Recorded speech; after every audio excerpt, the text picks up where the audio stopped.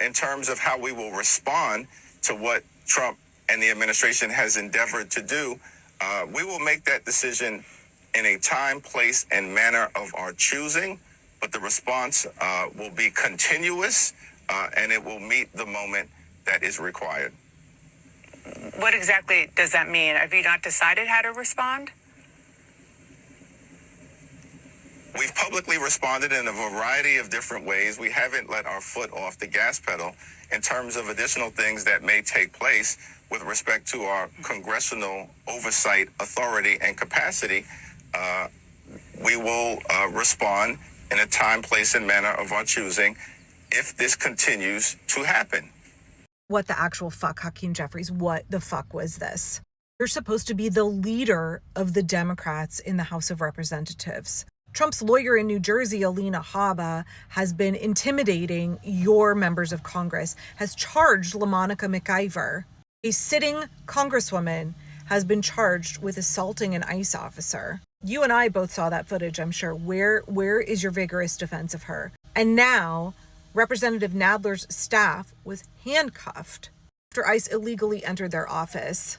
And this is your vigorous defense against your representatives in Congress. This is supposed to be the kind of leadership that is compelling for the American people. Could you have failed any harder to meet the moment? By the way, it's a little bit after noon Pacific time on June 3rd, and less than an hour ago, Representative Nadler dropped this. Jerry Nadler and Jamie Raskin, who is the ranking member of the House Judiciary Committee, urged Judiciary Chairman Jim Jordan, who is an absolute piece of work, to begin an investigation as to why DHS agents handcuffed and detained a member of Rep. Nadler's staff after they attempted to enter his congressional office without a warrant or consent. These types of intimidation tactics are completely unwarranted and cannot be tolerated. The decision to enter a congressional office and detain a congressional staff member demonstrates a deeply troubling disregard for proper legal boundaries. They're calling on Jim Jordan to do the right thing here and condemn the aggressive affront to the separation of powers and the safety of the members of Congress that was exhibited when DHS illegally stormed Rep. Nadler's office and handcuffed his staff member.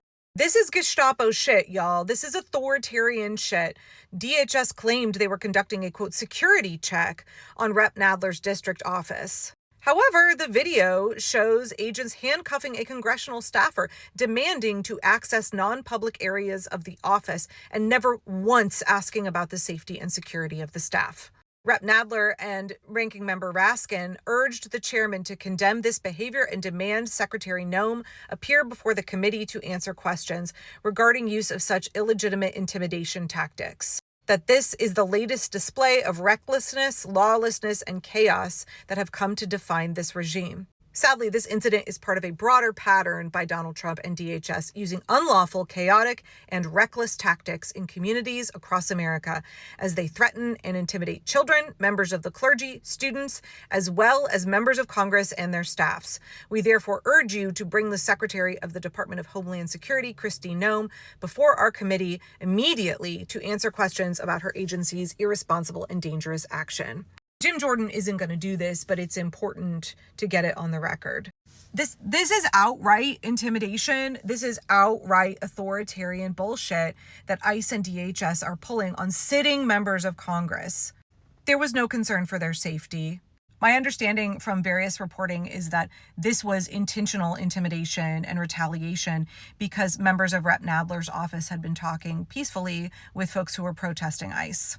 Donald Trump has repeatedly claimed that the reason for adding billions and billions to ICE funding, the reason for this increased presence of ICE reigning terror in our communities, is because he's trying to protect us from violent thugs. That immigrants are dangerous, violent people, and that this regime is trying to keep us safe from them. But over and over again, we see that the violence is always coming from the government. The violence is coming from ICE itself. The only thugs that are present in our communities are ICE, terrorizing women, children, immigrants trying to live their lives, coming into our neighborhoods, assaulting our neighbors, snatching our neighbors away, and now openly intimidating sitting members of Congress. Is this making America great again? Is this the kind of country that we want to live in? where we are all constantly living in fear, intimidated by our government that is threatening us, is threatening our representatives. Our tax dollars are being used to institute a reign of terror against us, the American people, against democracy itself. And Hakeem Jeffries' mild-mannered response to this is the most embarrassing display of how the establishment Democrats are failing in every way to meet this moment, how they are ill-equipped to handle the severity of the situation. It is up to us, the American people, to stop this madness. It is the mass mobilization of us, the American people, that is going to stop this. But we've also got to make sure that we are using our power, not only in the streets, not only through economic means, but also at the ballot box. That we show up and vote, and that we vote for leaders who understand the assignment.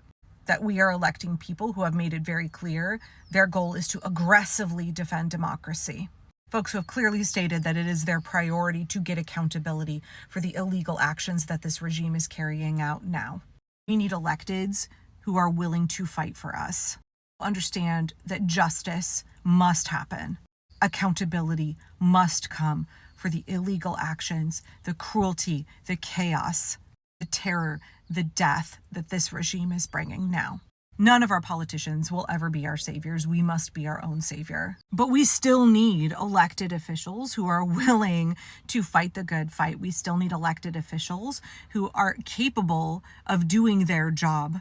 We still need elected officials who are able to be a useful, functional, effective tool in defending democracy, the rights of the American people, and getting accountability.